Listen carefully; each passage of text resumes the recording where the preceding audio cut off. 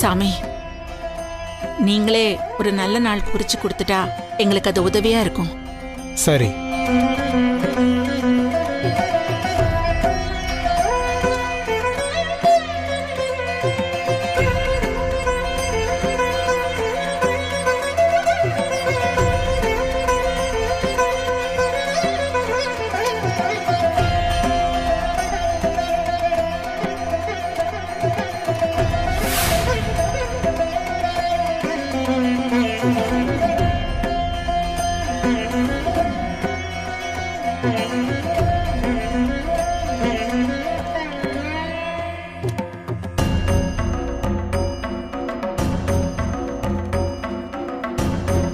அம்மா, இதுல ஒரு சீட் எடுங்கம்மா.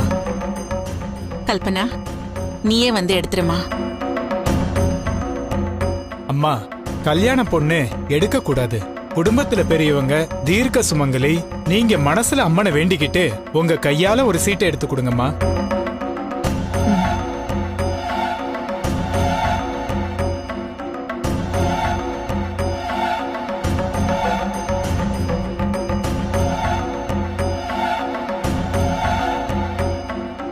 இந்தாங்க.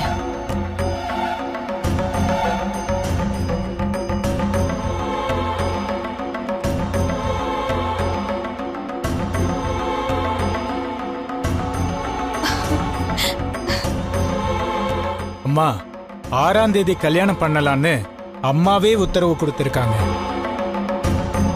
6ஆம் தேதினா இன்னும் 2 நாள் தான் இருக்கு சாமி. 2 நாள் இருக்குல்லம்மா. முன்னாடி யோசிச்ச மாதிரியே கோயில்லயே கல்யாணத்தை வச்சு முடிச்சிடுங்க. இதுல இன்னொரு பிரச்சனையும் இருக்குமா. பொண்ணு மாப்பிள்ளையும் கல்யாணம் பண்ணாம ஒரே வீட்டுல இருக்கிறது நல்லதில்ல. அதுவே கெட்ட நேரத்தையும் கொண்டு வந்துரும்.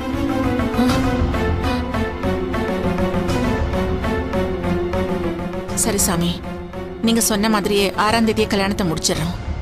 எல்லாம் நல்லபடியா முடியணும்னு சாமி கிட்ட வேண்டிக்கோமா. சரி சாமி.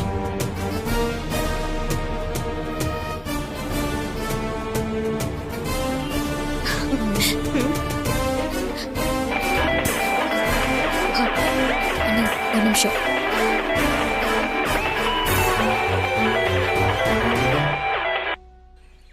சொல்லுங்க சார்.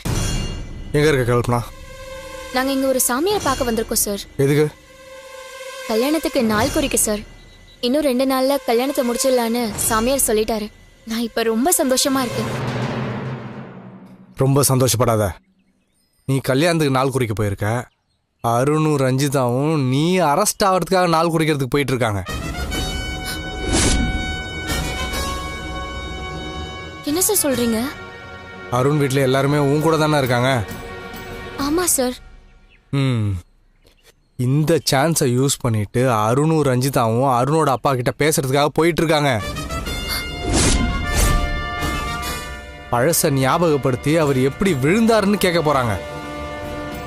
அவருக்கு மட்டும் நினைவு திரும்பி உன்னை பத்தி போட்டு கொடுத்துட்டாருன்னு வச்சுக்க, எல்லாருமா சேர்ந்து உனக்கு சங்கூதிருவாங்க.